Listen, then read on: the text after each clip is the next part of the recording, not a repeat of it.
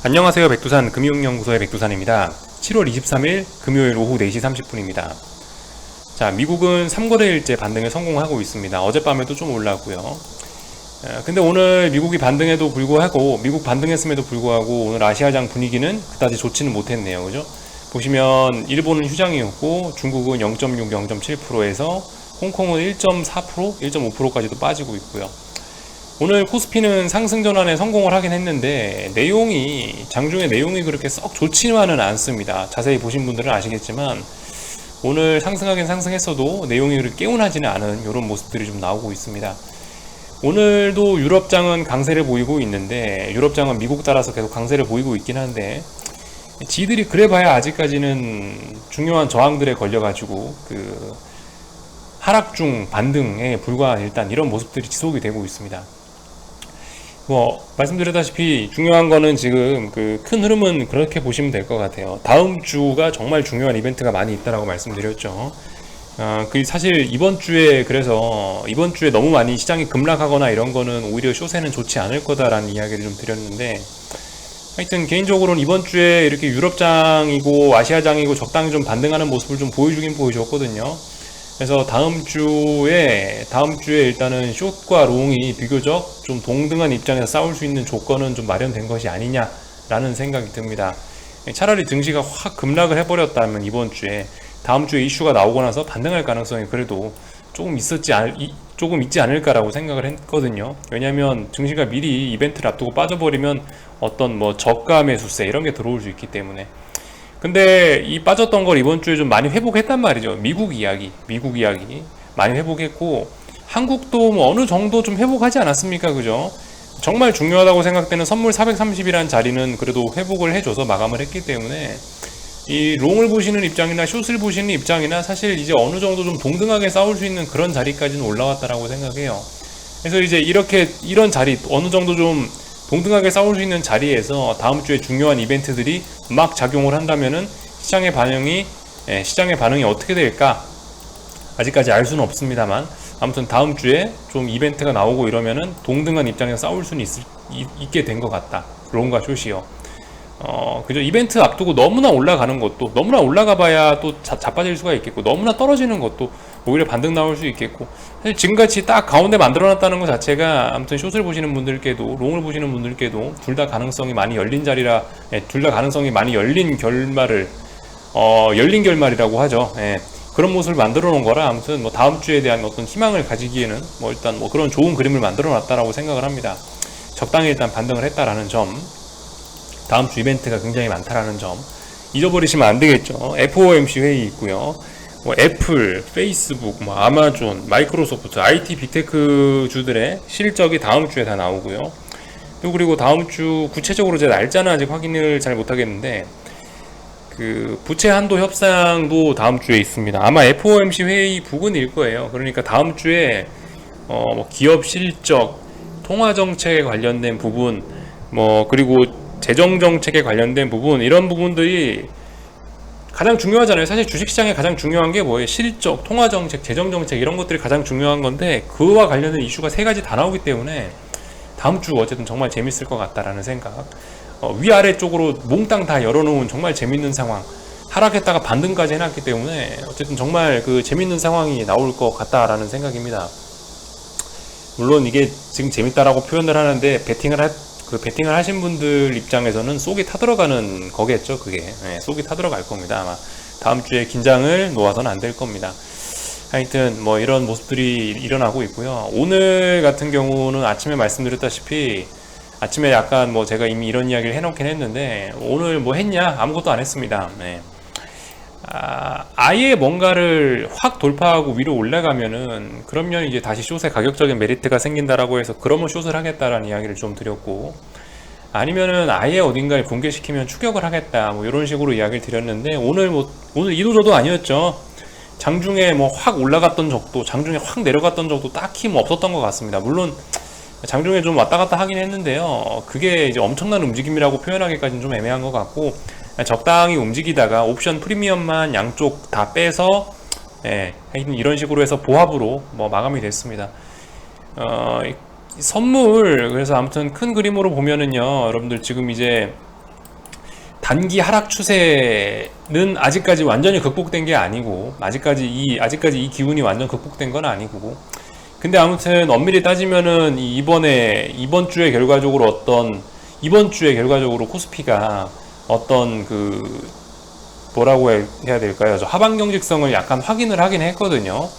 보시면은 425 부근에서 2거래일 정도 지지하고 나서 반등을 하긴 했잖아요. 그러니까 425 부근에서 어느 정도 센지는 모르겠습니다만 일단 어느 정도의 하방 경직성을 일단 확인을 했다라는 게 일단 이번 주의 움직임인 것 같고요. 그래서 그런 저점을 중심으로 해서 이런 식으로 추세선을 그어보면은 이렇게 아래에서 추세선이 하나 올라오게 됩니다. 추세선이 하나 이렇게 아래에서 올라오게 되고, 그리고 말씀드렸다시피 위에서 내려오는 고점 추세선 하나 있죠. 삼각 수렴형이 결과적으로 삼각 수렴형이 됐습니다.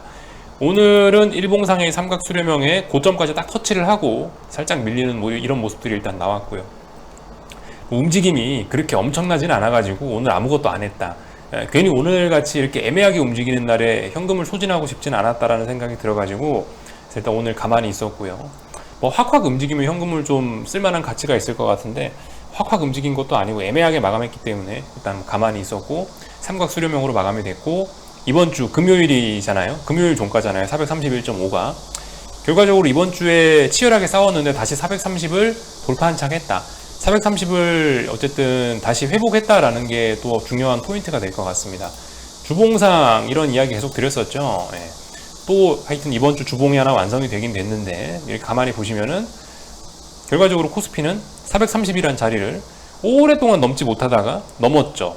여기서 넘었었는데 넘어갔으면은 연속적으로 시세를 더 위쪽으로 줬었어야 되는데 못 주고 밀렸다.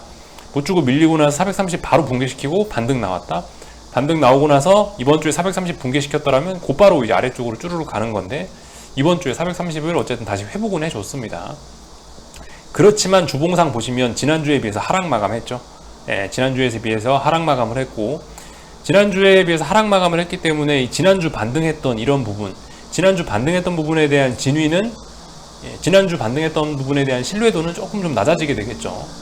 하여튼 하방 경직성도 확인하고 결과적으로 프리미엄만 빼면서, 옵션 프리미엄만 빼면서 어떤 수렴형, 앞으로 나올 어떤 큰 방향성에 대한 어떤 에너지 모으기, 이런 과정이 이번 주에 진행이 됐다라고 보시면 될 것 같습니다. 그래서 하여튼 아직까지 잘 모르겠습니다.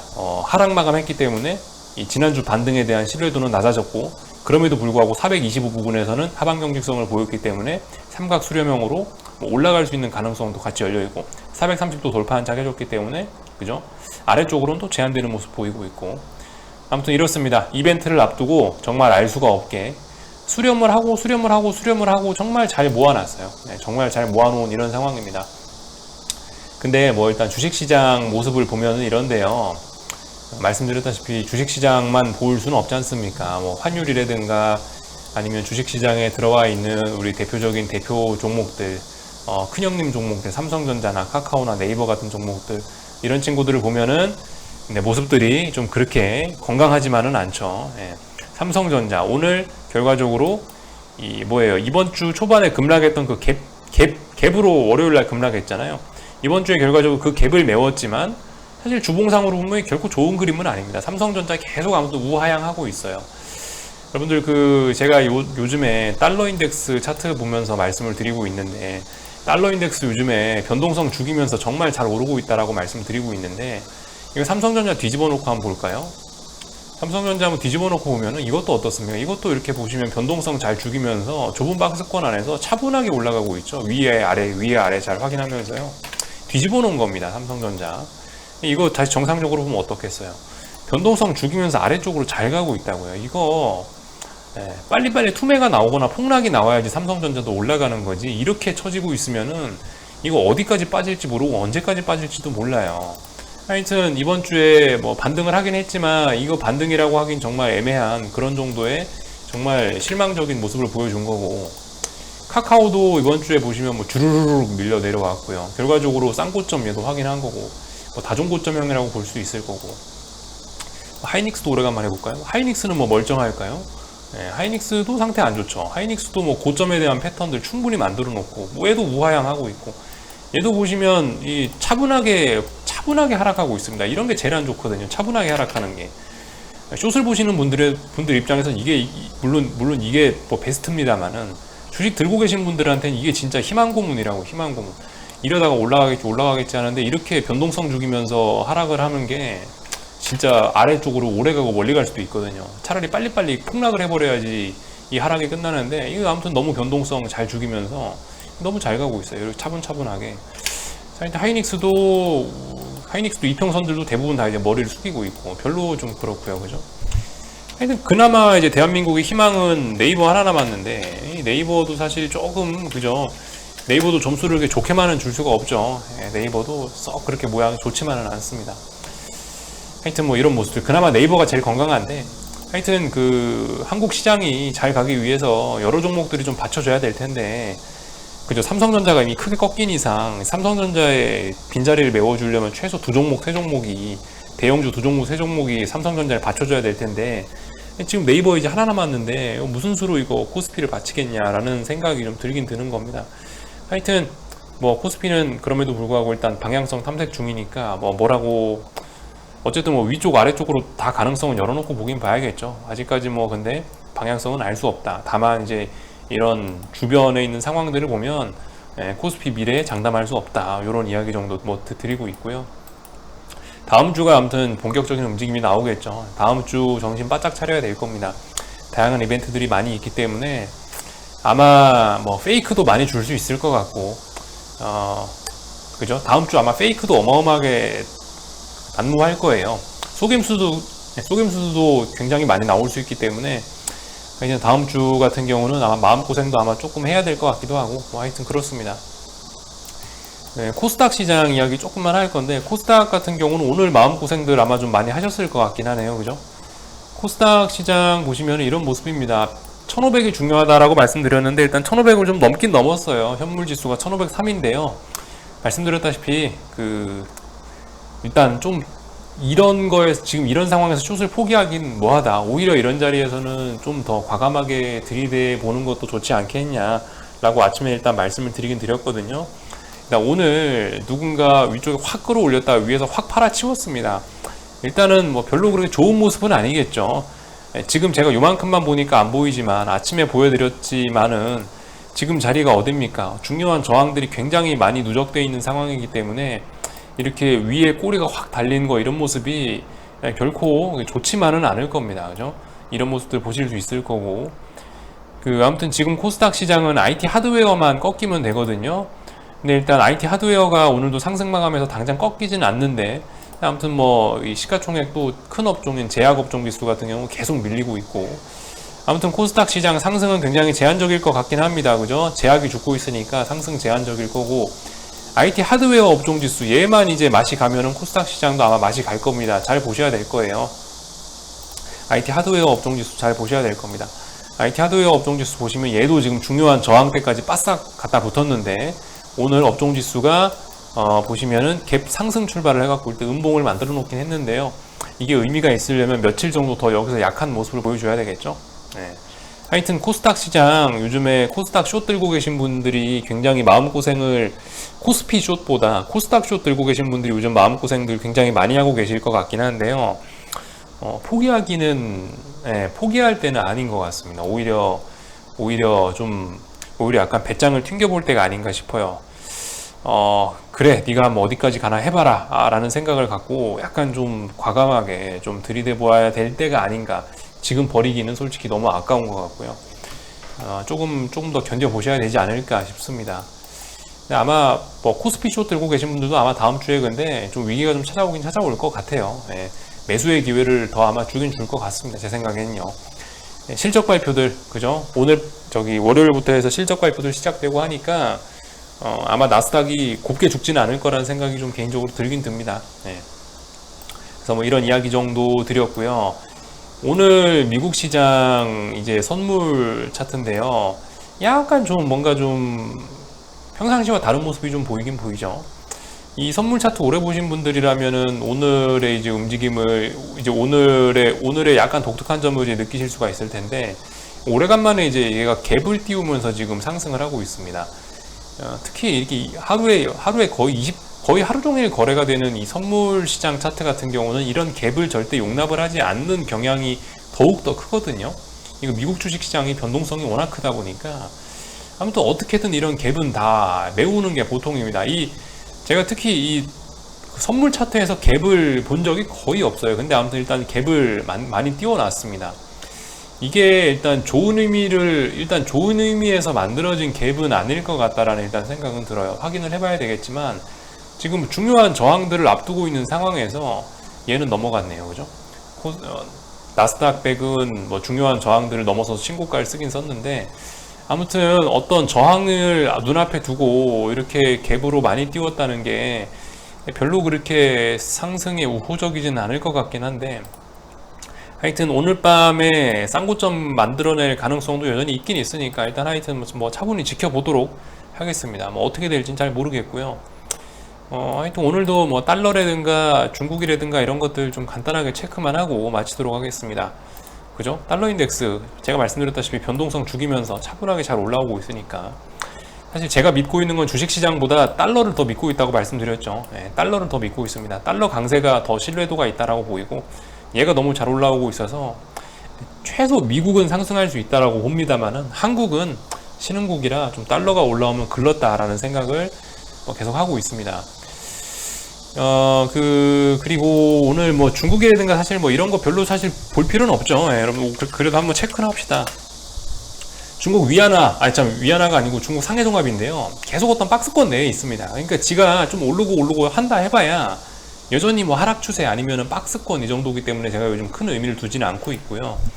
유럽 시장도 그래요. 독일장 같은 경우도 지가 올라와 봐야 저항권이고 지가 올라와 봐야 아직까지 반등에 불과하거든요. 얘네도 올라오면 반등시 매도예요. 일단 아직까진 반등시 매도가 맞긴 맞습니다. 다만 얘네들이 지금 전부 다 어떤 첫 번째 꺾이는 이런 느낌이라 가지고 반등이 강하게 올라오고 있긴 한데요. 아무튼 뭐 그래요. 아직까지 그러니까 제가 유럽이라든가 이런 애들이 올라와 봐야 반등에 불과하기 때문에 아직까지는 그렇게 큰 의미를 제가 부여하고 있지는 않습니다. 유럽장 간단하게 한번 체크 정도 했고, 위안화 같은 경우 아무튼 중요하니까 잘 봐야 되겠죠. 위안화 같은 경우는 지금 이제 6.45 정도를 지금 어떤 지지선으로 해서 이 부분에서 박스권을 만들어내고 있죠. 사실 정확하게 얘기하면 박스권도 아니고 약간 우상향하고 있습니다. 약간 우상향하고 있는 상태에서 잘 진행되고 있어요. 이제 위안화 강세의 시대는 끝나고 위안화 약세의 시대로 가기 위한 어떤 에너지 모으는 작업이 지금 몇 주째예요. 이게 언제죠? 이게 여기 올라온 게 6월 21일입니다. 그러니까 한 달 됐어요. 여기서 어떤 힘을 모은 지 한 달 됐습니다. 달러 강세가 진행되고 있으니까 방향성은 위쪽이 되긴 될 거예요. 그죠? 언젠가 터지긴 터질 건데 아직 힘을 덜 모았기 때문에 안 터지는 거라 생각합니다. 한 달 정도 모았고 다음 주에 중요한 이벤트들이 있으니까 얘가 분명히 힘을 터뜨리긴 할 거예요. 방향성은 위쪽일 것 같습니다. 얘가 위로 올라가면 중국 증시는 일단 안 좋긴 하겠죠. 이런 모습도 체크하실 수 있겠고, 말씀드렸다시피 6.55 정도는 돌파한창 해줘야 완전 이제 위안화 약세의 시대로 간다라고 말씀드릴 수 있을 것 같은데, 지금 현재는 6.45 부근에서 어떤 매물 소화 과정을 거치고 있는 것 같다라는 점. 딱히 나쁠 거 없습니다. 지금 위안화 약세를 바라보시는 분들 이런 흐름이 딱히 나쁠 건 없어요. 너무 마음 급해하실 필요 없고, 위안화 약세로 진행하기 위한 어떤 매집 과정이 진행 중이다라고 일단 그렇게 잘 보이고 있습니다. 그래서 뭐 이런 이야기 정도 드렸고, 원달러 환율은 뭐 계속 너무나 잘 진행되고 있고요. 원달러 환율 약세는 너무나 잘 진행되고 있고, 이런 모습 정도 참고하실 수가 있겠습니다. 참고로 국제유가도 지금 여러분들 보시면 쌍고점 만들었죠. 쌍고점 만들고 단기 하락 추세입니다. 얘도 반등시 매도예요. 그죠? 얘도 반등시 매도 충분히 가능합니다. 얘도 이 다이버전스 이런 거 충분히 나온 거예요. 지금 보시면 유가도 보시면은 뭐 241선 뭐 이격도 이런 건데요. 보시면은 이격도가 이미 다이버전스는 충분히 나왔고, 다이버전스 나와 있는 상태에서 쌍고점까지 나와 있는 상태고요. 그 단기 하락 추세가 지금 하나 만들어졌죠. 얘도 반등시 매도입니다. 반등시 매도. 하여튼 요즘 웬만한 대장으로 나섰던 이런 자산들이요, 위험 자산들이 대부분 반등시 매도가 가능한 단기 하락 추세 정도를 만들어 놓고 이번 주에 다 반등을 해 놓은 그런 모습들입니다. 중요한 이벤트를 앞두고 다들 반등을 해놨는데요. 일단은 저도 7월 2일쯤부터 해서 숏 매집을 이야기를 하기 시작했고, 이제 거의 7월 한 2주 3주 정도가 지났는데 다음 주에 어떤 결과가 나올지 한번 뭐 겸허하게 기다려 보도록 하겠습니다. 일단 여기까지 하고 마치도록 하겠습니다. 금요일이니까요. 다들 여러분들이 좋아하시는 자산들 주봉 한 번씩 좀 체크해 보시는 습관 기르시면 좋을 것 같고, 여기까지 하겠습니다. 궁금한 거 리플 남겨주시고요. 월요일 날 뵙도록 하겠습니다.